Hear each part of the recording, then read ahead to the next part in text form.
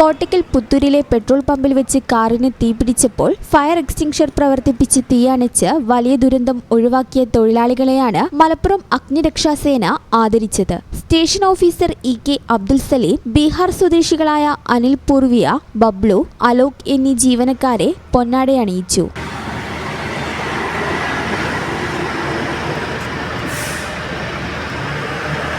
ഞായറാഴ്ച വൈകിട്ട് 3:30 മണിയോടെയാണ് പെട്രോൾ അടിച്ചുകൊണ്ടിരുന്ന വാഹനത്തിന്റെ മുൻഭാഗത്ത് തീ പടർന്നത് ശ്രദ്ധയിൽപ്പെട്ടത്. 3 കുട്ടികൾ ഉൾപ്പെടെ 5-അംഗ കുടുംബമായിരുന്നു കാറിൽ ഉണ്ടായിരുന്നത്. കാറിന്റെ മുൻഭാഗത്തു നിന്നും തീ പടരുന്നത് ശ്രദ്ധയിൽപ്പെട്ട ജീവനക്കാർ യാത്രക്കാരെ ഡോർ തുറന്ന് പുറത്തിറക്കി സുരക്ഷിതമാക്കിയ ശേഷം നിമിഷനേരം കൊണ്ട് ഫയർ എക്സ്റ്റിംഗ്വിഷർ പ്രവർത്തിപ്പിച്ച് തീ അണയ്ക്കുകയായിരുന്നു. പിന്നീട് വാഹനം സുരക്ഷിതമായ സ്ഥലത്തേക്ക് തള്ളിമാറ്റി. ബീഹാറിലെ സംസ്തിപൂർ ജില്ലയിലെ കാൻപൂർ സ്വദേശികളാണ് 3 പേരും. ഇവരെ കൂടാതെ ബീഹാർ സ്വദേശികളായ 6 പേർ കൂടി ഈ സ്ഥാപനത്തിൽ ജോലി ചെയ്യുന്നുണ്ട്. ജീവനക്കാർക്ക് അടിയന്തര ഘട്ടങ്ങളിൽ ചെയ്യേണ്ട കാര്യങ്ങളിൽ കൃത്യമായ പരിശീലനം നൽകുന്നുണ്ടെന്ന് കിംസ് പെട്രോളിയം മാനേജർ ഹരിദാസ് പറഞ്ഞു. Home guard K Balachandran Nair, civil defence post warden N Prasad എന്നിവരും ചടങ്ങിൽ സംബന്ധിച്ചു.